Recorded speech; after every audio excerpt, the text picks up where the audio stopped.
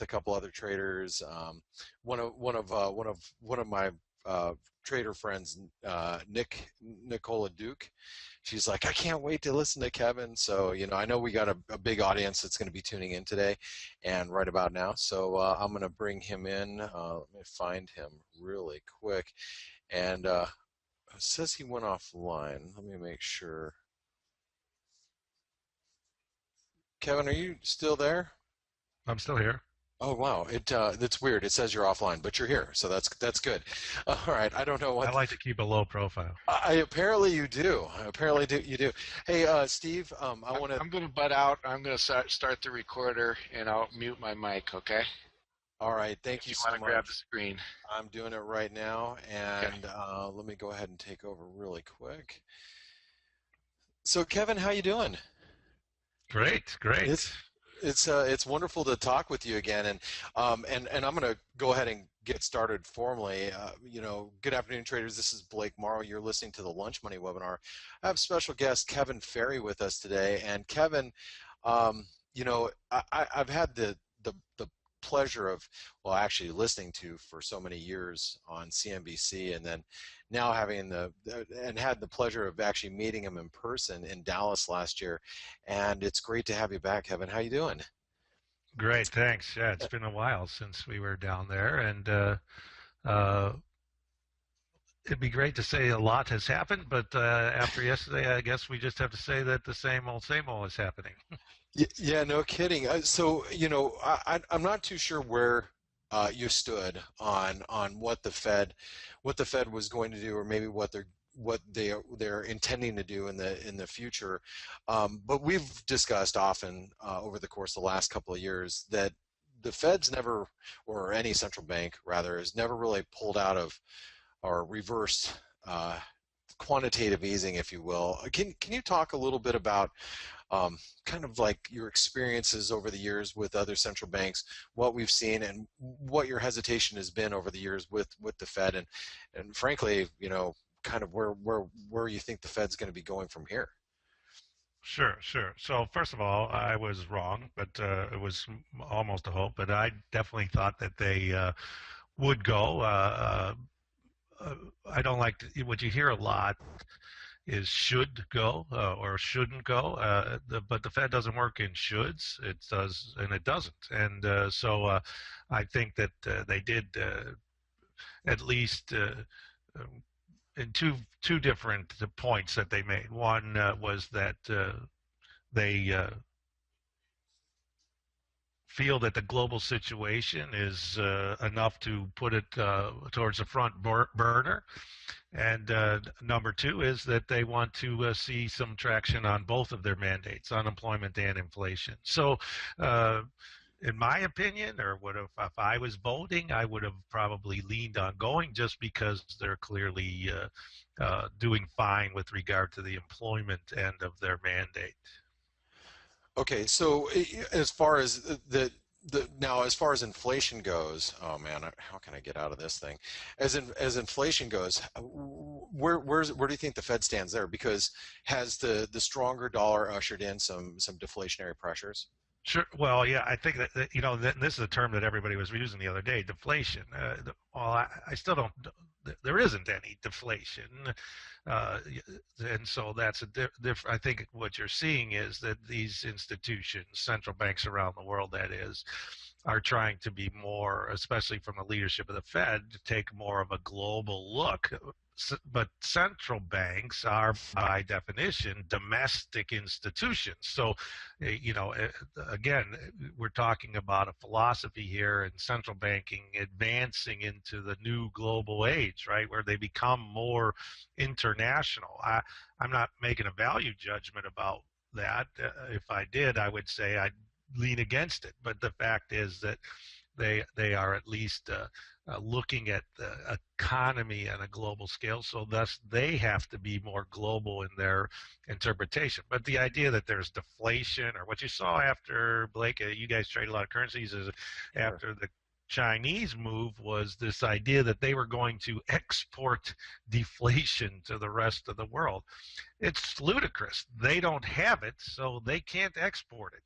And so I think that that's something that just gets caught up in the what I call the sounds right macro that goes through the market. I mean, it sounds good, so people repeat it. But the fact is that we've got marginally rising prices. That the question from a central bank standpoint is how much would they let them rise before they do something.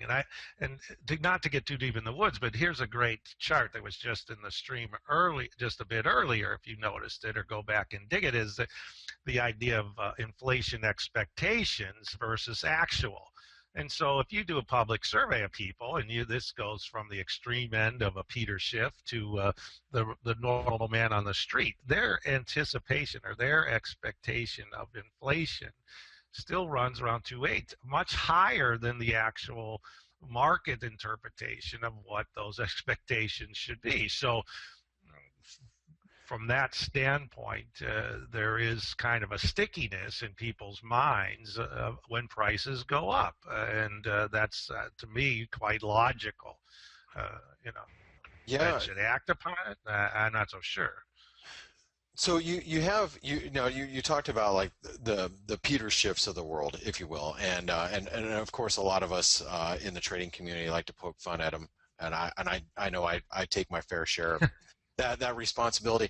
But when you talk about inflation and especially the people that have been anticipating a lot of inflation over the last 5 years or Right. 7 years at that, and obviously we've not seen any. Is there some point, and maybe there is some sort of tipping point where inflation does become an issue, and if inflation's, I mean, I still at this stage in the game have a hard time seeing runaway type of inflation, but Right. is there at some point where a central bank needs to step in and cap the genie trying to bust out of the bottle, if you will?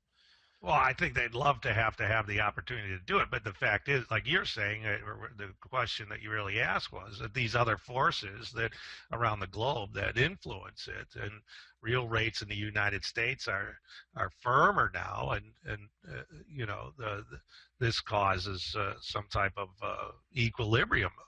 One of the key things that we've tried, and this dates back to our earlier talks on the show, Blake, and something that we talked about a year ago in Texas, is that it's been our philosophy, even though we may want the Fed to act because we're kind of anarchists and we like to see what happens when Adams Gomez, we like to watch the trains wreck. But the fact of the matter is that it's been our contention that looked at over a period of time, and today these people have produced a chart that goes back to 5,000 years. The rates are actually where we think they're supposed to be. And in fact, the long history of the 70s and 80s anomaly remains entrusted in people's minds. We are vehemently against the Taylor rule and the concept that the funds rate is, if it was normalized, would be closer to 3 or 4. We think that's ludicrous. And in fact, the long-term average dating back 5,000 years, or 4,000 years, is that long rates are usually right about here. Really? And our model for the funds rate, and this is why we were alluding to, I thought they should go because I wanted to see if they could actually pull it off, like what the topic was no one's ever pulled it off. So I want to see if they can do it by raising the rate. Our Fed funds model says the funds rate should be about 25, and if for people that take the time to read what we write, that we stated a few weeks ago that we would prefer them to just move towards the upper band of what the 0 to 25 band that exists, or as Bose would say, 5 to 25 band that exists now. They could do that. They could do that easily, and I think it would be a better way to test the market's reaction to what they're going to attempt to do. Now that you bring up a bunch of points. I'm glad that you did. Now, when you talk about the rate, obviously, if and anybody who reads your blog, which by the way is called the Contrarian Corner, for those of you that are not familiar, and I'm guilty, Kevin, for not contributing as much as I should. I haven't been blogging a whole lot. But I try to put some things on there every once in a while, and I appreciate the opportunity. But the ones that read your specific blog posts in particular, which obviously makes always for great reading.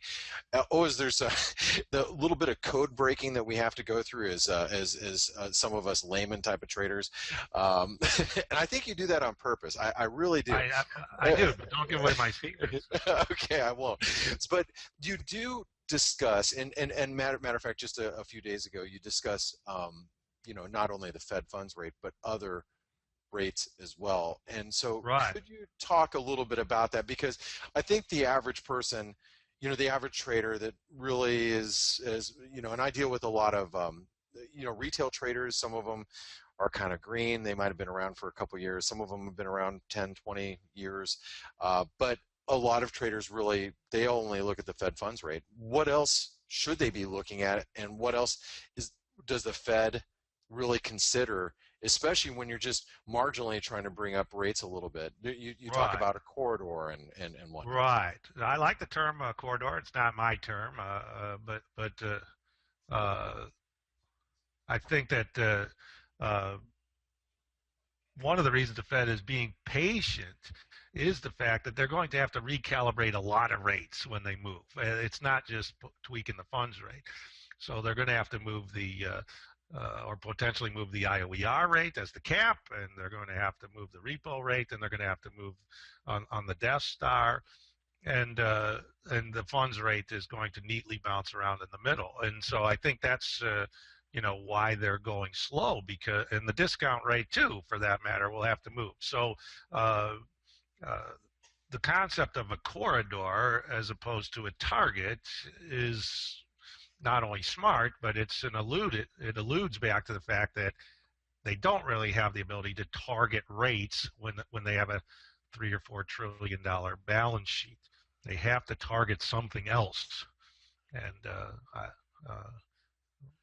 I think for all the talk about rates, what the Fed has been able to do is keep people from actually asking a question and saying, what is your guide? If you go back to the last quantitative regime, in the Volcker regime, poor as that metric was, targeted M2. And so even there was a lot of research and a lot of discussion about what a poor metric it was. We all universally agreed that that's what we would go at every Thursday afternoon, and that's what they looked at. So bad compass, at least they had a compass. The problem with this quantitative regime, the compass is not ever been defined. The time that Bernanke outlined a quantitative regime, and the closest thing you can come to is the balance sheet. So if you don't get the desired results, i.e. growth is too low or inflation's too low, there are people called the modern monetarists who would say, well, you're doing enough. So, but I think that's a poor argument. Just because you don't get the outcome doesn't mean that more is the answer. You might have to go on a different show. That's interesting. That's interesting you say that. Now, when you're talking about rates, one of the things that you just mentioned, which I think is above a lot of people's the kind of comprehension, is you talk about the Death Star. Can you explain that? And by the way, you coined it. So it's in debate.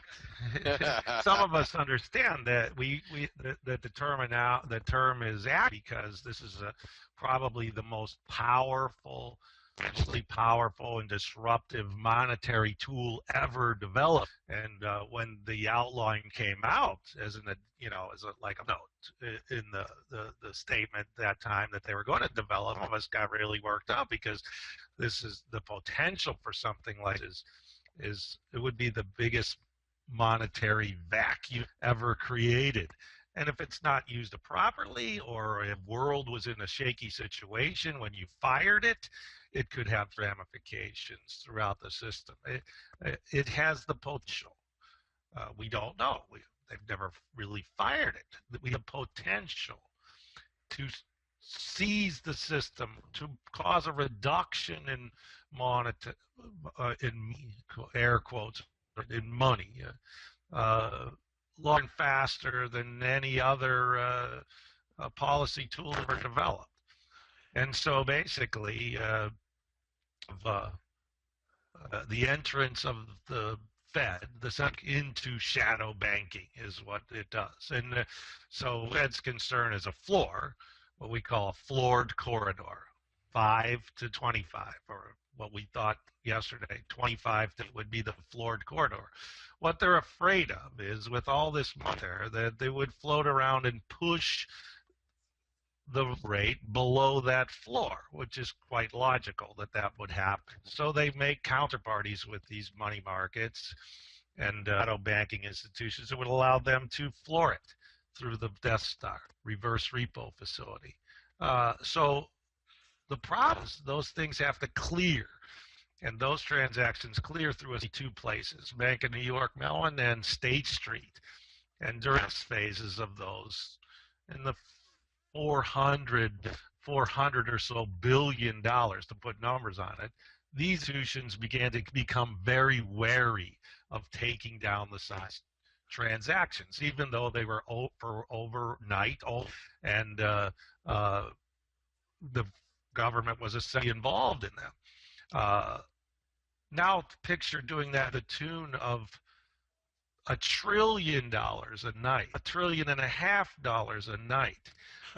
These are massive amounts in the money markets, and I think that that's why another reason they're going slow, and they're taking their time before they would really want to have to use this tool as a way to tear down the system, because that's the objective, no matter what they say, if they want it to roll off or not. Some combination of the two. If you're firing the dollar and not reinvesting the proceeds from maturing treasuries and whatnot that you've bought, then the sheet is going to fall, and the system has to adjust down. And therein lies the primary cost of Janet Yellen et al. At the Fed. This is a Herculean task. Yeah, it would be. I mean, and they've tested the reverse repo facility before. Several years. It didn't go well.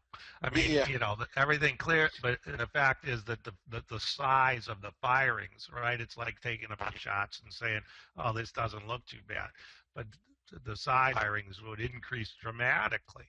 And what we see now with Dr. Matt Bosler at Bloomberg following the money, foreign entities that are allowed to act in this, let alone money market. I mean, you're talking about people flooding money into money markets and repo out for better rates. I mean, if the floor is 5, you're going to get 25.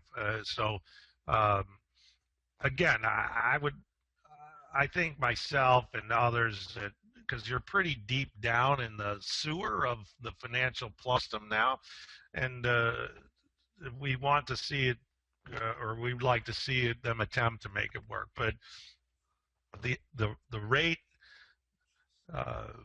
at which you do is important. And so before we get too lost, let's just look at what is the base case for raising rates, if it existed. As if you're Mark Dow, someone I respect and talk to a lot, he felt that it was based from a financial system leverage standpoint. In other words, you could help stabilize the system by raising the floor a bit and having people delever. I think it's a valid argument. My argument is more technical, that it's very, why, because that balance sheet is big, why raise the price at which you have to finance it? That I would rather see them walk back the balance sheet. In either instance, you are going to raise the funding cost of the, or you're going to have to shrink the system. And that's what people have to terms with when you talk about the Fed moving in a rates regime. They don't mind the fact that everybody just talks about the rate move, right? because everyone down in the sewer working on the plumbing knows that's not really the point. There they're just arguing about the price the system is going to have to operate. The real question is, will it be do so? I want to go find out. I mean, and that's what we were hoping for yesterday. right. It's been a long time, right? And so even though they are talking about a rates corridor or bump rates, it's important for people to realize that we will still be in a quantitative regime as long as that balance sheet exists. So again, I don't. It doesn't matter what they should do or what I think should do. It matters what they do. But from a should standpoint, we even outside the box, argued that why not of interest, move it to 25 and get rid of interest on excess reserve. And you know, the sounds right macro answer to that is because everyone assumes that all that money will then flow into the system and create an acceleration. I'm skeptical of that. Yeah, I mean, isn't the amount, isn't it nominal? I mean, the interest on excess reserves. I mean, it's key. It's key that again, we're worried about the floor. I think the taper tantrum, and if you look at bond markets around the world when things go wrong, they don't. It's not the floor in rates that bothers me. Things tend to go wrong because they go through the ceiling. The taper tantrum was a prime example of that's because of the new electronic financial regulated monster that we've built, right? I mean, I'm a pit guy. I understand the difference between the two. The fact is, in the electronic world, when volatility goes up, participants pull away. That is the essence of what happened in the pit. When sure. Volatility went up, people ran to the pits that were moving and participate more. And so that basic, flaw, right? What I call the liquidity cartel, the five entities that provide liquidity into the marketplace, step away from environments. And so knowing that, you have to be skeptical of the ceiling in rates, that if things start to get off in the bond market, there's no one to stop it. Taper tantrum, I think, was a great example of that. 15 last year was a good example of the opposite, where all of a sudden the bond was flying upside and no one knew why. That's not going to change. I think those are problems in the marketplace. It's that a good trader, a smart trader, does exist, and you have to have a lot of respect for. Well, that's, Kevin, you brought up really explaining what the Fed is dealing with, and the complexity of what they're dealing with it really sheds a light on why it's been such a struggle, especially over the last couple of meetings. I was with you. I thought the Fed was actually going to, take the step and actually try to make it work. And I'm not sure I was in agreement with all their. It doesn't really matter, as you point out, but it wasn't sure if I was in agreement with all the reasonings why they didn't make a move on rates. However, they didn't, and we have market reactions that are obviously staring us in the face today. And we're going to take like about a 3-minute break, because the gentleman who's recording this webinar, we have two people. We actually have Steve Bielby, and then we have another trader named Ziggy who's going to upload this on the YouTube video, or on YouTube. We're going to take a little bit of a break so they can reset the recordings. I'm just going to take about 3 minutes, but when we come back, maybe we can talk about the reaction to the market and what we're seeing right now. All right, Kevin. So I'm going to put you on hold for just a minute. Kevin, can you still hear me?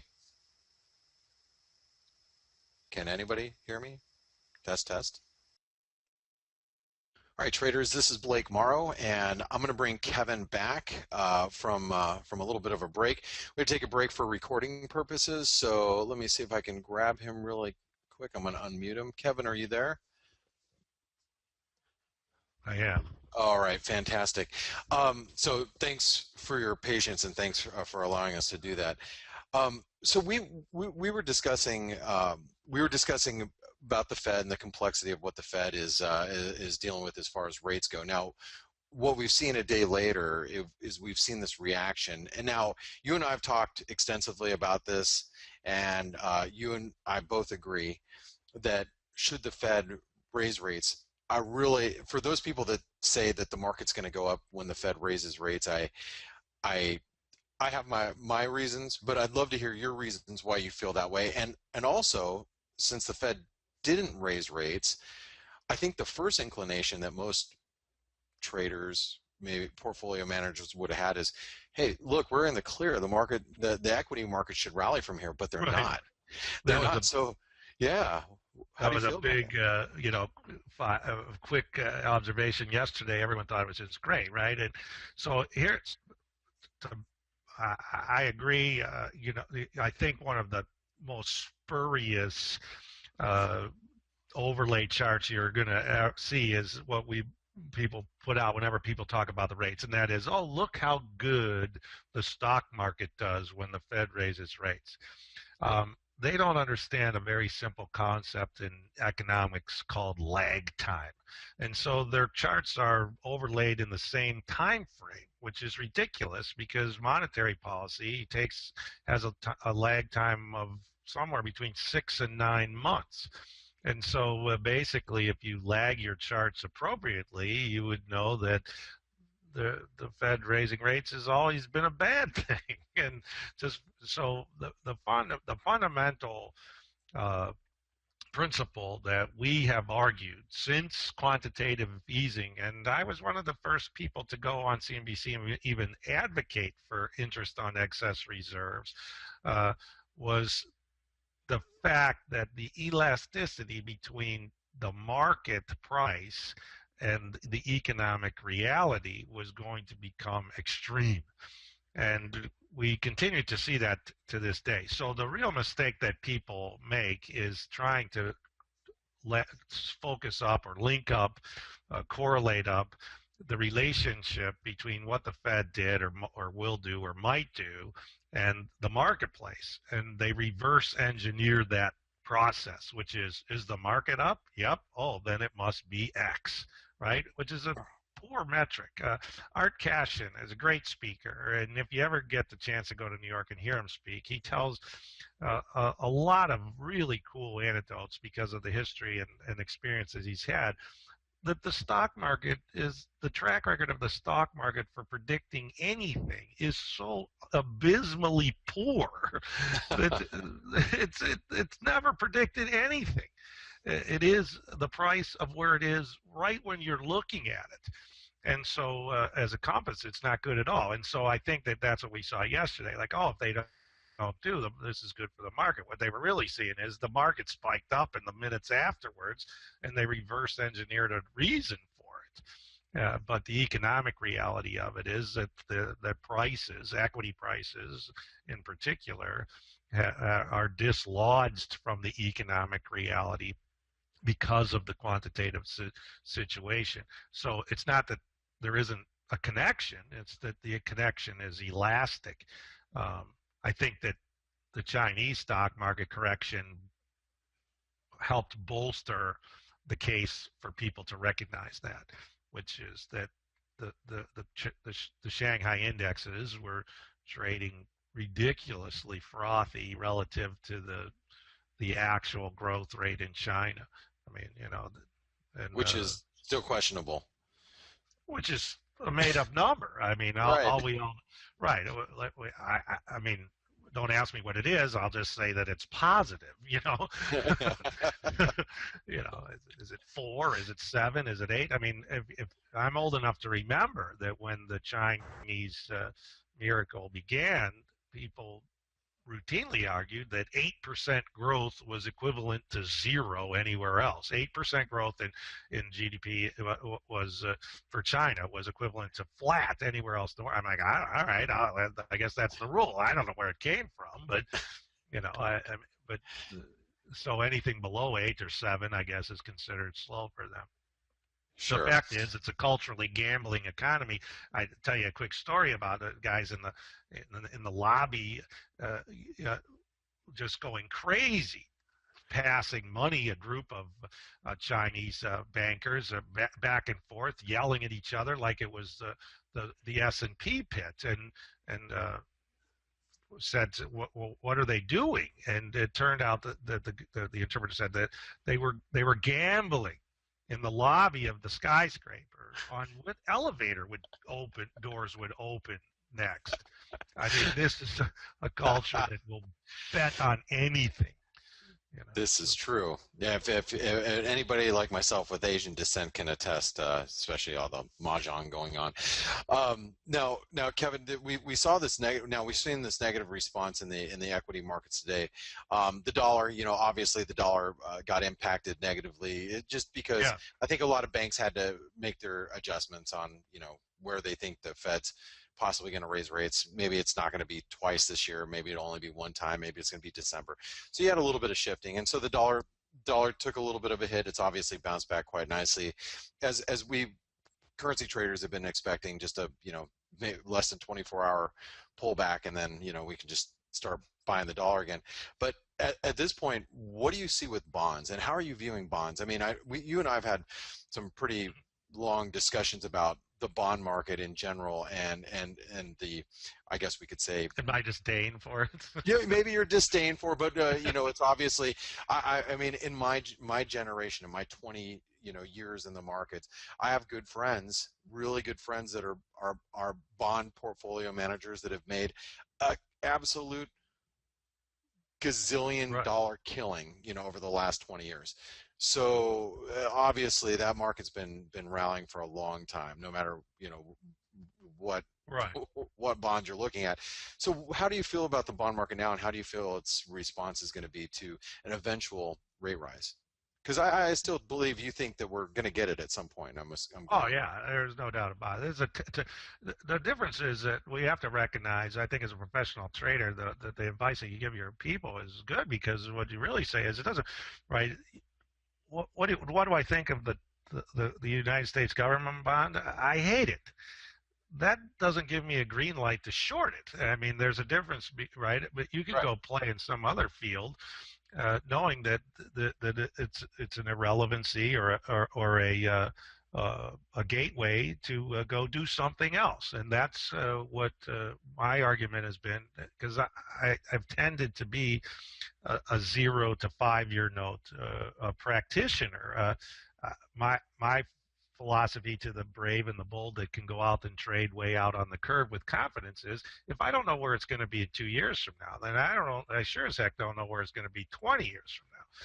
And so, but that's just my little world where I feel I can operate. But so from a tactical standpoint, there's a difference between strategy and tactics, I guess, is the way I always stress it with regard to trading. You have to have both. You have to have a strategy, and hopefully it's not a philosophy. There are those that operate quite successfully. Jim Grant is a perfect example, who has this very strong philosophy, and he's very successful. I just don't agree with a lot of his philosophy. So with regard to shorting the market is totally different to saying that I don't like it. And we do short it, but we have a very strong tactical model that tells us when we're supposed to interface with the market, as you know, and whether it's charts and the type of things that you guys look at or the things that I look at doesn't really matter, right? That you have to worship in some church that allows you to fight when the risk and the money that you're going to spend to make that bet. So, but do I think that they're going down? Yes, I think they're going down for a long time. The interesting thing about the market in the past 48 hours is that 48 hours ago we were all talking about how the 2-year note was at the high for the year, and then yesterday, after the Fed didn't act, everyone was talking about the fact that the 2-year note yield had dropped the most in 2 years, that whopping 13 or 14 basis points. I mean, we're not talking about a lot, but it's interesting that those two things, I think, are a prime example of the difference between strategy and tactics. And around those events, like the Fed, you get massive amounts of position liquidation, or like you're saying, you're going to wait a little bit and then re-enter. So I think that, especially when you look at red euro dollars, if you sell them tactically, and that is while they're up, as opposed to momentumly when they're right, you do very well. And uh, to quote Livermore, if you go all the way, he was always amazed at how many good prices he got in a bear market. And certainly the Fed has continued to bolster these short securities up to prices where they're almost inexpensive looks for them to go down in the future. Right, exactly. And I think that you make a great point from a trading perspective for those of us that, even though we may not trade that particular instrument. And I mean, there's 1,000 ways to skin a cat. I always tell traders, Right. that you can do it so many different ways. You just have to make sure that your risk parameters are set, and you're making tactical entries, no matter what your bias is, because we're all gonna. It's what makes markets anyway. Right, and again, as we've talked about before, like the key is to make sure that you have a strategy or a operational, philosophy that allows you or tells you when to act. These are calls to action, whether they're all the greens and reds on your screen, or the little matrix of numbers that I look at. But like the from the S&P standpoint, I don't know anything about the S&P as long as it's above 1896. I mean, that's where we felt that it was in better condition.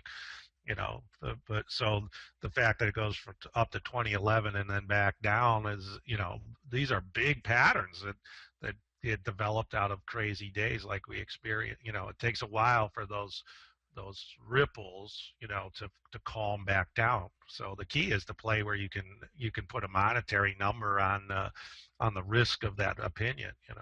Absolutely. Well, Kevin, if you don't mind, I had a couple of questions that have come in from some viewers. Do you mind Yeah, taking yeah. a couple? Okay. Uh, um, Patrick G, and you probably remember meeting Patrick in Dallas. Sure. He was there. He actually got his picture taken with you, and he asked, could you I don't want to explain? see that picture on eBay, Pat. I've got it. I've got it. I'm not replicating it. I digitally went over it, and I've only got one print, so I might use that for a bribe later on. Patrick asks, please, how does the Death Star work as a simple machine? Um, how does it actually operate as a reverse, from a reverse repo Death Star machine? Well, basically, it's a swap. It's an asset swap between two parties. Those parties just happen to be the Federal Reserve and some type of banking institution, and they basically give them money, and then the Treasury, the Fed gives them treasuries or some security, and then they exchange it at a rate that allows the counterparty to finance that transaction. The next day they unwind it. I I think that basic plumbing is what you know. It sounds simple, but it's not. At its core, you have to recognize that although that type of transaction takes place and used to take place at an amazing clip all over the financial system, it doesn't as much now from a regulatory standpoint.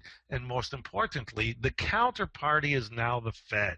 I mean, that's why the whole idea of flight to quality, or could really erupt in a Death Star if the Death Star's fired in a tricky environment, because everyone would go to the Death Star.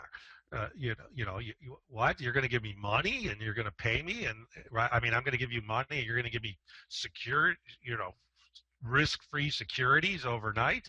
And I'm going to get paid for it. So that transaction, unlike a T-bill flight to quality, that transaction could escalate dramatically into the trillions of dollars, because it's supposed to be, in its real name, a full allotment fixed rate reverse repo facility, meaning they would do all that comes to them.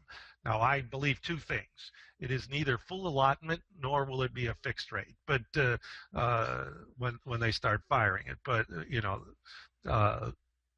that's going to be just part of the practitioner of it. So the key here is that the counterparty to the transaction is now the Federal Reserve. It's not Bank A and Bank B and Bank B worrying if Bank A is going to be there tomorrow. Right. That makes a lot of sense, and thank you for answering that, because I think a lot of like Patrick's like, he says it's hard to get a straight answer from the pros like yourself, like a great explanation. So I think that was a perfect explanation. Well, in the pre days, in the pre system, what I call financial system 1.0. Okay, post crisis, we have a different financial system. The plumbing is differently, but in the pre days, when wholesale funding was the way that the system funded itself, i.e., through the interbank market, these type of transactions, repo, right? Repo is still important because Treasury, now everything's a collateralized system. And one of the interesting points that came up yesterday was the idea that, you heard this a lot, right? That, if they move the rate, it'd be great because banks are going to need money, and the community banks in particular are going to bid up deposits. In other words, your local bank is going to hang a sign out and say CDs at 4%. Come, it's malarkey. It's never going to happen. The Fed knows that they cannot allow the system to bid for deposits. That the prime example of that is the 80s and Charlie Keating, as you know, Blake, in Arizona. Yeah. The Venetian was built on the concept of bidding for deposits, and so the system seizes up. But to a certain extent, if you raise the rate on the Death Star, if you raise the rate in the corridor, you are, and in the base case, setting the ability to start to bid for them, right? But the system doesn't fund itself that way anymore. The wholesale funding of the financial system ended with the destruction of the markets and LIBOR. I mean, it's ironic that the Wall Street Journal is doing a 5-part series trying to make you feel bad for that guy in Britain, Tom Hayes, when this is part and parcel. They had to actually rebuild the entire plumbing of this financial system, and the LIBOR scandal was a big part of it. That's absolutely amazing. I was just looking over. We have a mutual friend in the markets that you would know. His name's Interest Arb. That's his Twitter handle. He had a question. He said, Kevin, what do you think about? I want plausible deniability that I know of. Okay, me too. Then I'll go with that. He said, "What's Kevin think about the maturity roll-off from the Fed's SOMA holdings that would or could kick off in February 2016? Will the Fed possible experiment with it, like the overnight reverse repo rate?" Well, like Steve, I would say that if I was involved, I would already be shortening the duration of the portfolio. But so there's a stealthy twist going on, right? For people that don't know what they're talking about is that for everything that matures, the Fed buys out on the curve in the longer bucket. So it's a stealthy twist. In other words, so it keeps the duration of the Fed's portfolio out around the duration of a mortgage, if you will. So 6 or 7 years. So what I would do is move it in. I mean, you could do as much as you want as long as it's short. It also would affect if inflation expectations ever come back to the market or rates began to rise, then the Fed's portfolio begins to bleed much quicker because it has a long duration. Where if it had a short duration, the effect would be nominal. Yeah, I think that they should always be, or they could actively now be replacing maturing securities with shorter duration securities, and it would be safer. They don't do that. They're open about the fact they're not going to do it. So again, it doesn't really matter what I think. But Yeah. the key is, and what the question embraces is, if you put yourself a year and a half or 2 years down the road, Blake, you have a situation where uh, the uh, account has got to diminish dramatically. And that's what we're talking about. If you combine that drop in the balance sheet with the Death Star, you're talking about wiping out a $2 to $2.5 trillion of the balance sheet. If you look out into the by 2017, that's not that far away. And Yeah. you're talking about a financial system that's dramatically smaller. Because they're just letting things roll off. Because Maturities roll off. they'll they'll be rolling off and not investing them, and the Death Right. Star will be firing. Yeah, so you know this dates back to the original idea of blowing up the balance sheet. When you talk about this with the deficit. Oh, did I just lose Kevin? I might have just lost him. I might have just lost him again. So, I think the way he's logging in is a little different. I'm going to bring him right back on as soon as he comes back. I think he's jumping on with an external link. So excuse me, folks, as I bring Kevin back really quick. I did not remove him, believe it or not. I was actually very much enjoying this conversation. So as soon as he logs back in, we'll bring him back. I apologize, everybody, for the delay. Maybe I did kick him out. Yeah, we'll have to go. We'll get him back and we'll let him complete his thoughts here. Hold on one second.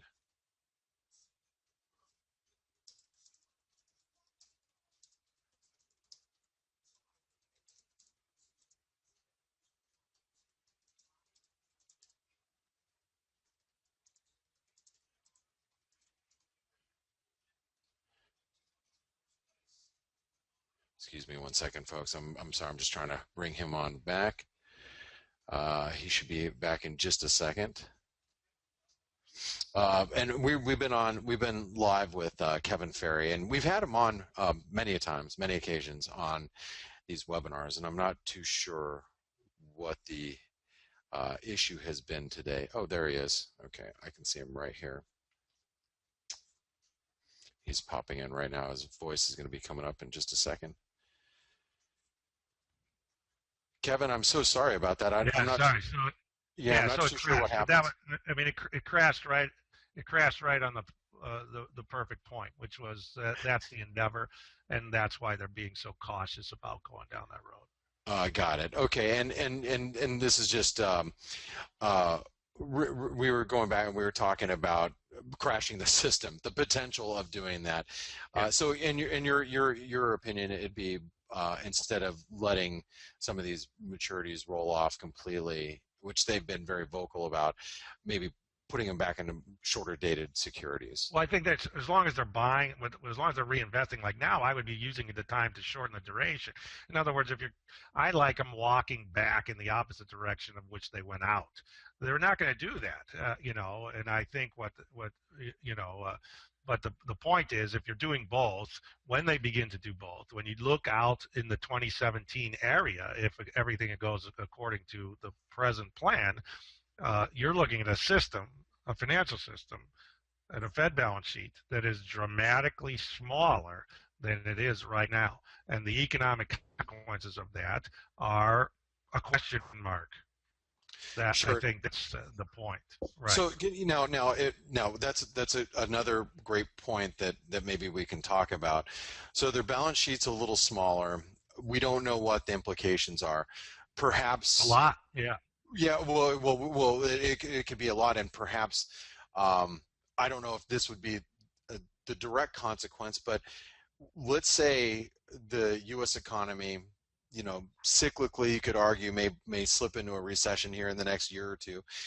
Well, if it does, I mean, what tools does the Fed have available? And maybe, the whole reason why a lot of people believe the Fed should quite possibly raise rates is just to right. do So they maybe have the what. ability to lower them later, right?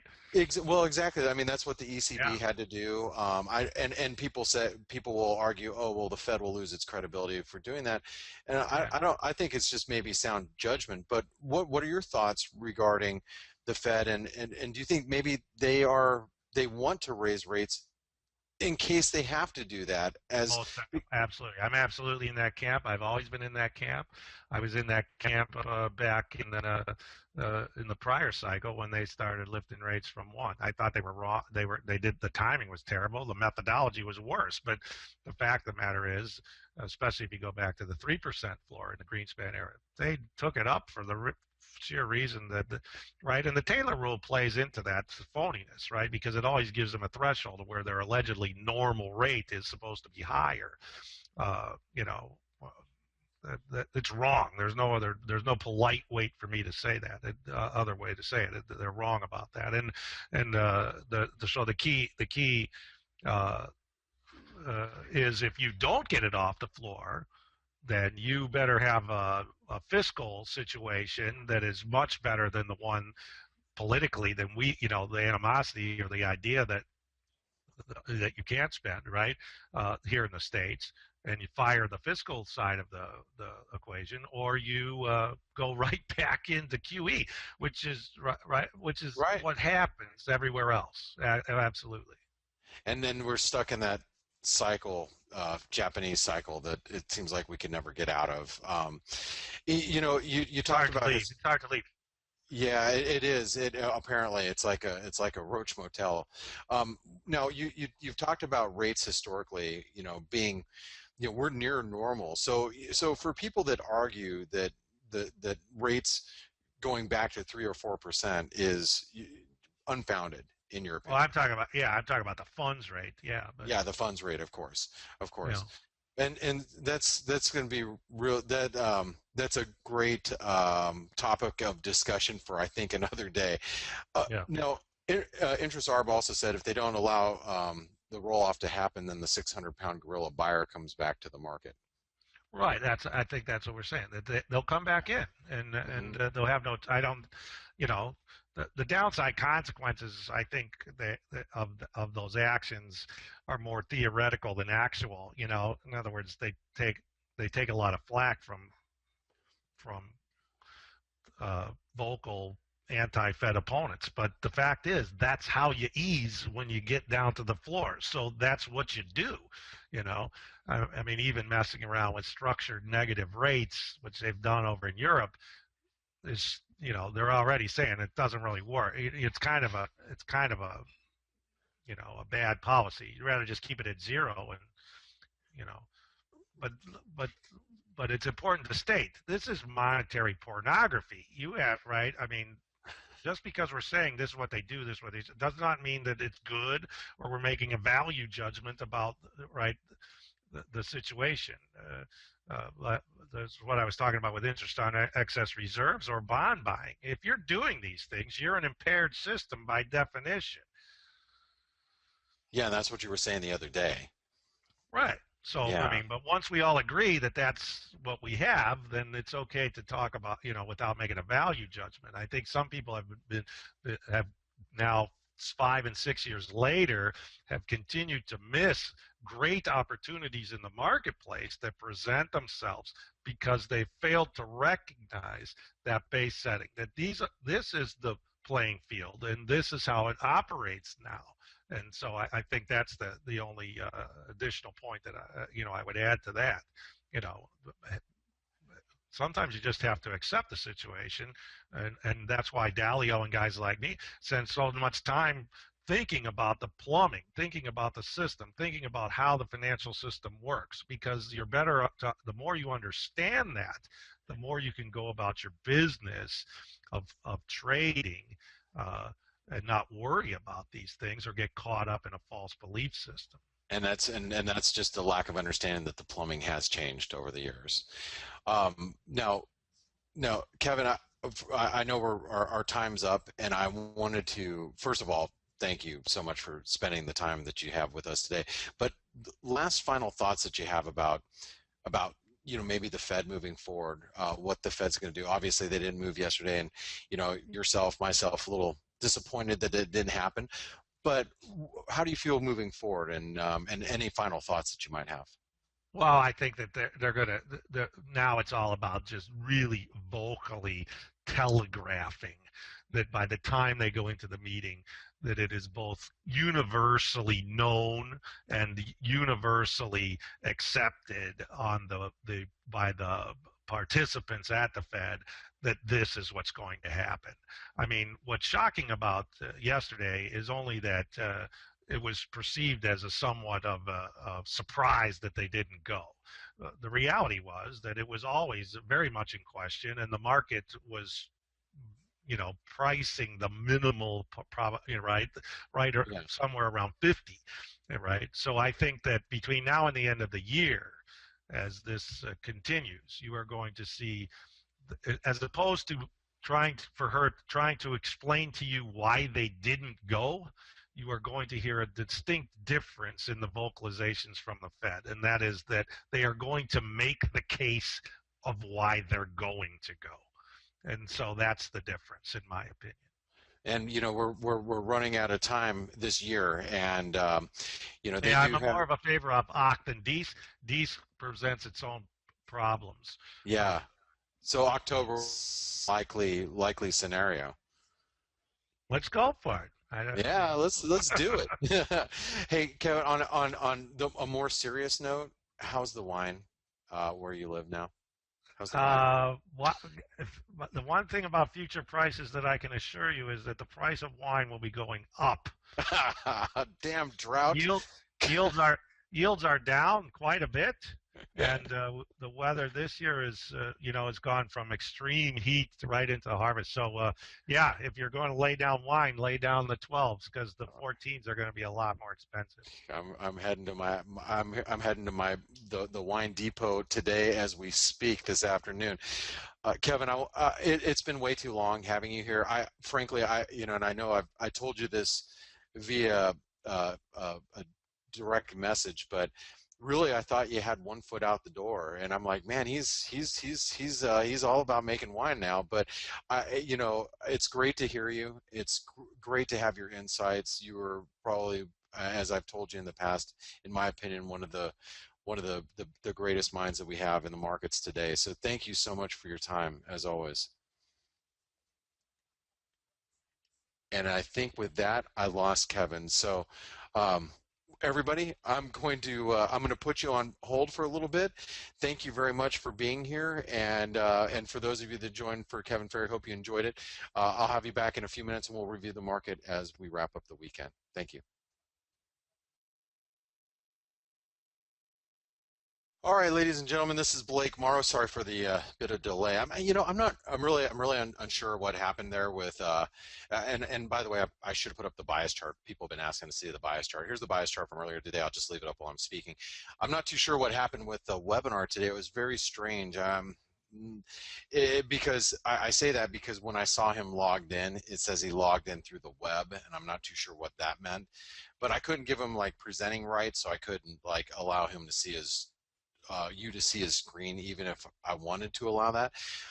So there's been something screwy happening with it today, but anyway, it all worked out. I think it was a wonderful, very very um, uh, awesome interview, and it was great to hear his point of view regarding the Fed and kind of how the plumbing works, if you will. So wonderful, wonderful webinar from Kevin Ferry. I will make sure he's brought back sooner. The next time around, it's been way too long since we've had him on as a guest, and as I explained to him before, I really thought he was more closer to retirement and not dealing with the markets at all. But it was great to have him here. Now, there's a few things that I want to discuss today, and I've got about another 20 minutes with you guys before I start chewing my own fingers off because I'm so hungry. But I wanted to cover just a few things that are happening right now. All right, so we've talked about the equity markets and we talked about them earlier today.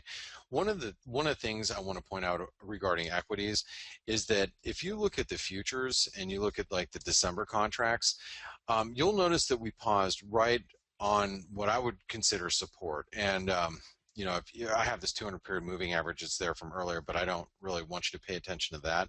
What I'd really like you to see is the false breakout that we had on yesterday and the reversal. And the scariest thing about the market where we're at right now is we're not getting much of a bounce. It's actually looking more like a flag pattern. So if you look at more of an intraday price action with the S&P, it looks more like a flag. But the good news is, and probably the saving grace for the equity markets today, is that it's a Friday. There's very rarely do you have real big. I mean, we're seeing a fairly big, sizable move today as it is. I mean, like the S&P is down 1%. The Dow's obviously down a little bit more, but the S&P is only down 1%. It's a fairly big move for a day without any data. But what we probably won't see is a continuation of this. You very rarely do on Fridays. That's not saying it can't happen. I'm just saying that, if I had to throw a percentage on it, I would say less than 15% of the time on a Friday, you're going to see a much bigger move than what we've seen already. But yesterday was also a very important day. You had a lot of people that probably, as we talked about it earlier, had probably plowed into the market because the Fed didn't hike, and because of that, you got everybody plowing into longs. You got shorts reversing. Okay, you got shorts, getting stopped out. We're seeing a pretty bearish response because of probably some poor positioning yesterday. So I doubt that's going to continue going into the afternoon, but we still need to be on the lookout. Okay, we really, really have to be on the lookout for some downside here. Just in case. Not saying I think this is a great time to get short. I'm just saying that I think we need to be aware that it could happen because of the positioning from yesterday. And yesterday it wasn't your normal day. Yesterday was a Fed day, and I think people had a lot of expectations yesterday, and they probably had expectations not only before the Fed event, but also the Fed event. Okay, so here's an intraday channel of the futures. I think I would follow it as such. You don't want to break out of the bottom end of that, as far as I'm concerned. All right, I'm going to see if I can take some of, if you have any questions about the markets in general, over the next 20 minutes, and you submitted something a little bit earlier and I might have missed it, just go ahead and resubmit any questions that you have, because I'm going to brush through, a lot of the currencies, the majors. I wanted to talk about equities a little bit. I want to talk about some of the commodities, such as crude oil and gold. But if there's anything in particular you'd like to cover, make sure you let me know. So first and foremost, let's go through some of the major currencies. Let's start with the euro dollar. Now, I had a short in the euro, if you guys remember earlier this morning. I shorted it at 114.44 was my entry price. Or I'm sorry, no, it was 44. It was 20. It was 24. Was it 40? It was right around here. Anyway, I was short the euro dollar up here, not too far off of its highs, and I closed it as we fell to support. You guys know I wrote down support at 1375 way early this morning. Right through here. I wrote us down at 1375. We got below that. Obviously, we went down to 1350. But as we approached that 1380 level, I basically exited just above that support level, and I didn't, obviously I didn't know we were going to continue on to the 50 support, because I wouldn't have closed down my position. Hindsight's always 20/20, but when you're in the heat of the trade, I took 60 pips off, and I was pretty happy about that. Now the question is, what are we going to do from here? And I think the point that we have to be aware of it. And let me get rid of this. I don't want this on here right now. I think what we need to be clear of with the euro dollar at this stage in the game is that, oops, shoot, I didn't want to do that. Put that on there again. Okay, there. Okay, we'll go from here. So one of the things I think we need to be clear on regarding the euro is where it stopped overnight. Okay, we thought we'd get up to 114.70, right? 114.70 being our 618 retracement. What we did is we fell short of that. I'm going to cancel my orders right now. I had an order, just canceled them. Had an order at 114.70 and also another order at 115. Excuse me. So I was hoping that we might get an extension to the upside, but obviously we reversed. And I didn't get it. I didn't have as big of a position in the euro as I wanted because we didn't reach the other levels that I wanted to enter. Because if as we're trading, obviously I'm looking for, I entered a little bit here this morning, as I told you guys, right here, and I was looking for another entry up here and one entry up here. Obviously I can't trade full size in doing that, because if I did and then I was wrong, bam, bam, bam, and I was wrong and it just continued to go up like that, I get killed. So I had to trade pieces of my trade, and unfortunately I only got one piece of it before it rolled over. That's fine. I mean, it's a Friday and I'm happy with it because I also shorted the cable, and I also shorted the Aussie, Kiwi, small, and I bought the dollar Canadian, and I'm still long the Swissy. So I picked up the dollar today as I wanted to. I just ended up doing it in smaller pieces across the board. Now, as far as the euro goes, this is going to be a big level going into next week, and I'm going to tell you right now, we get anywhere close to this resistance, I'm all over the short side of the euro. So I'm telling you right now, as I always pride myself on the fact that I tell you what I'm going to do before I do it. Well, if we get back up to 114.75, 115, I'm going to short the living pee out of it. So I'm just giving you guys a little heads up going into early next week. All my orders are canceled, so I'm going to make sure I'm doing it while it's live, hopefully. But that's where the euro's at. That's where it stands. Let's go take a look at the cable. I did short the pound this morning. I got limited in overnight. As I told you early this morning, I got limited in a short at 156.25, 24, right here. I was at either my grandfather's funeral or I was sleeping, one of the two, where I got triggered and right here, and I already cleared out that short position, already out. But the cable is trading pretty heavy right now, and you can see it's near its lows of the day. We also came really close to the 786 retracement. So I will tell you again that if we get anywhere near this yellow trend line up towards 156.80, I'm shorting the cable. I'm going to do it, but probably won't be until early next week. You take a look at some of these commodity currencies. Let's go take a look at the Kiwi. Kiwi's actually held up pretty well.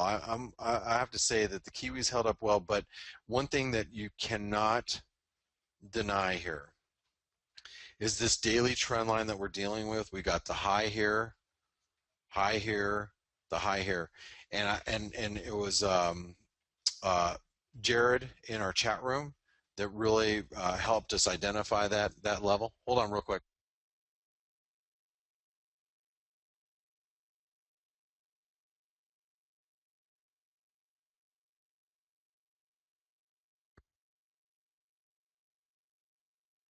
All right, sorry about that. So we rallied right into resistance here, big resistance.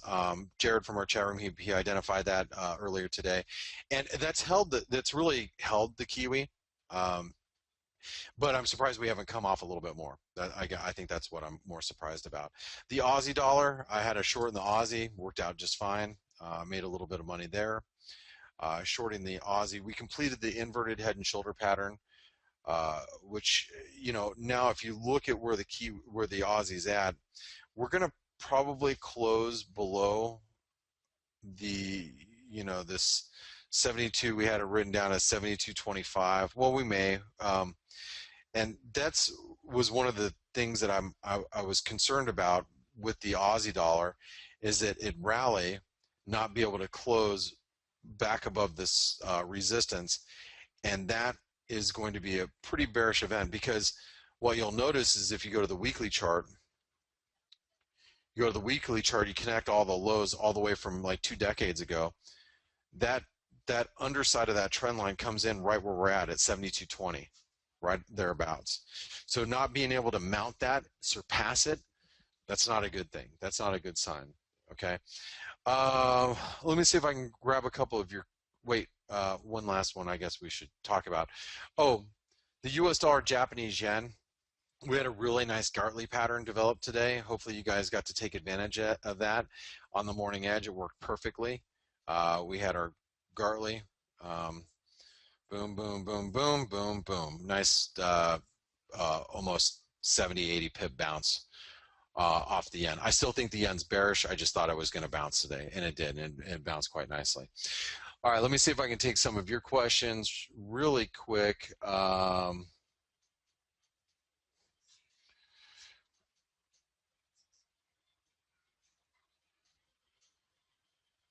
Elaine says, a short synopsis of the new economic model for those who never got to hear Kevin before. Remember that some of us got to study his other visits repeatedly to grasp the changes he cited. You know, one of the things I think that everybody should have taken away from today on with Kevin's interview is that it's not cut and dry Fed funds rate. Okay, when you're looking at the rate, you know, it's just like the Bank of Japan's doing the same thing. There's a corridor. If you look at you know, the Fed, I think the ECB's got a corridor as well. What corridor is not? It's not Kevin's verbiage, but it's verbiage that's used in the community when you have a rate that's a variable, and in shoot, I'm trying to find all the rates right off the top of my head. I don't have them all right in front of me. But when you have a rate like between, you know, 0.10 and 0.25%, you know, that's like a corridor. Japan, that's between 0 and 0.1%. You know, that's a corridor. But what the Fed is dealing with is they're dealing with other rates too. You got the discount rate, the interest on excessive reserves, which, you know, do you stop paying it, or do you reduce the, you know, the rate that's being paid on your excessive reserves that you're keeping at the Fed? You know, you got your repo rate, and then you've got what Kevin was talking about, the Death Star, which is the reverse repo facility. All right, so the Fed, this plumbing that Kevin talks about, there is a big difference with the way that the market operates now and the Fed has to operate now versus the way they used to operate you know, years ago. And that, having that understanding is pretty important. Pretty important. And what I highly recommend that you do, and you know, Kevin is pretty sealed off as far as being able to follow him on Twitter. If you happen to be one of the people that he is allowed, you know, he has allowed you to follow him on Twitter, be thankful.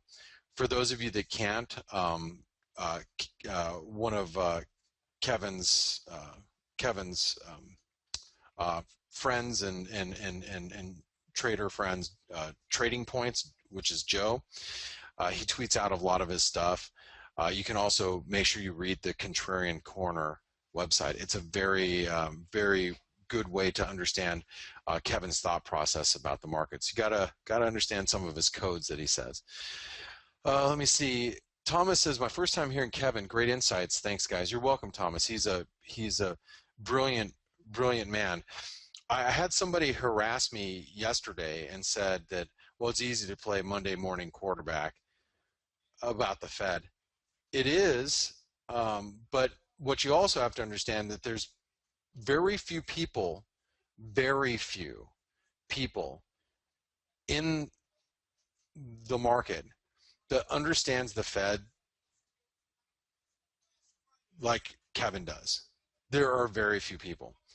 That's why it's so important that you understand that Kevin. I mean, he's written books that are used uh, uh, in universities for economics class. He is actually um, uh, been called up by the Treasury Secretary Tim Geithner for opinions. His regional Fed districts have used him for opinions. That's who Kevin Ferry is. He's no joke. He is the real deal. Okay. Um, Sean says many thanks to you and Kevin. Thank you. Joe says please thank Kevin if you get him back. That was informative. If not, a little confusing. Well, it should have been. He intends it to be that way. Bruce says fantastic stuff, Blake. Thanks for having KTF on, and have a great weekend. You as well, Bruce. Hope we get some cooler weather here in Phoenix. Eric says the Death Star things was about how they've redone the overnight index swaps, or what's better known as the reverse repo facility. Thomas says, what about New York session U.S. dollar strength? Thoughts on continuation in the next week? Well, I'll tell you, Thomas, I actually think the dollar's probably going to relinquish some of the strength going into early next week, but I want to use it as an opportunity to sell into, like if the euro strengthens, the dollar weakens, I want to use that opportunity to sell euros.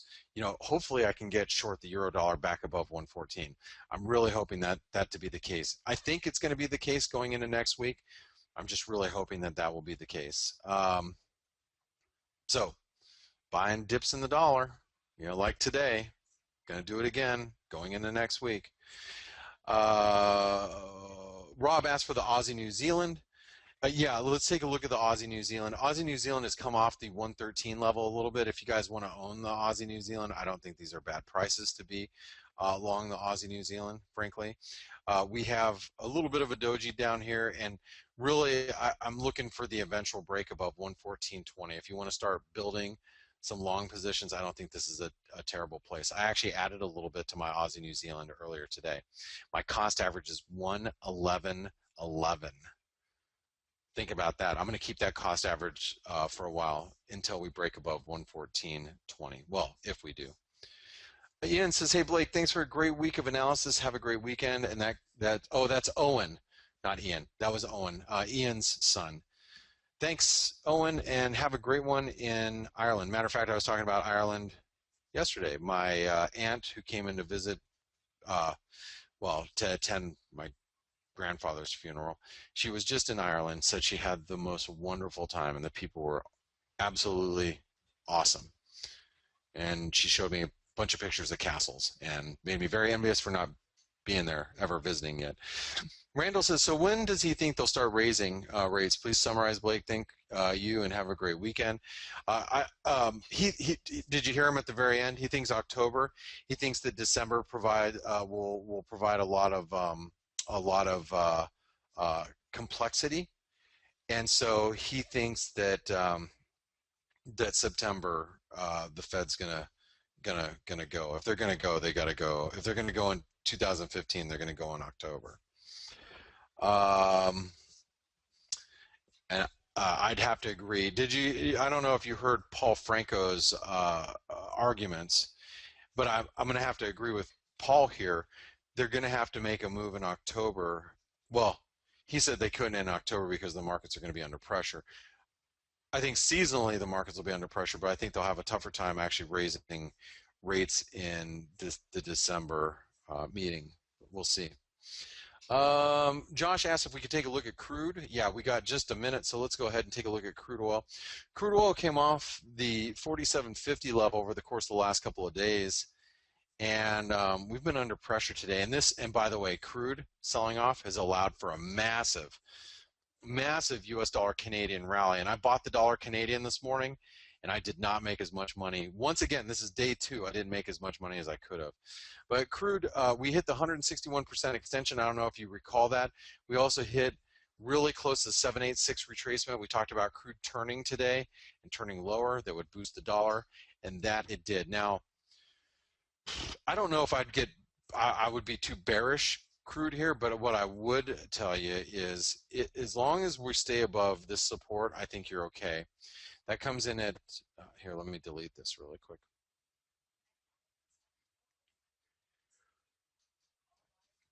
And let me remove this. As long as we stay above where we're at right now, I think you'll be fine if you're if you're on the long side. That also coincides with the 618 retracement. It's if you break through 45 bucks. If we break through 45 bucks, there's going to be a lot of disappointed crude traders. A lot of people, just like they bought stocks, they bought crude yesterday thinking, dude, the Fed left rates unchanged. Inflationary, baby. I'm buying crude. Yeah, they've been turned upside down today, and same with equity market traders that have done that same trade. So be real careful. I hope you're not on in that camp, but I will tell you this: if we break through 45 bucks, it's probably not going to be a pretty thing if you're long. If you're short, you're probably going to be jumping up and down. Patrick said SPOOs are getting ugly. Yeah, they look ugly, that's for sure. Alan says that was so far over my head. I think I'm going to go back to trying to figure out why Captain Crunch only has 3 fingers. And with that being said, I'm out of here, guys. I'm done for the week. I'll be in the chat rooms a little bit later. I need to go eat lunch. I'm starving. It's Friday. I want to thank you all for being with me. Make sure you're back here at the closing bell in an hour with Steve Bealby. 2:30 p.m. Eastern with Steve. Make sure you're back here with Steve Bealby. Keep him company, and thank you all for being here with me today and throughout this week. It's been a tough week for me emotionally. It's been a tough week for trading for a lot of people. I think it's been interesting to try to navigate through it all, but hopefully you've managed to keep your head above water this week. And you guys have a great one. Cheers, everyone.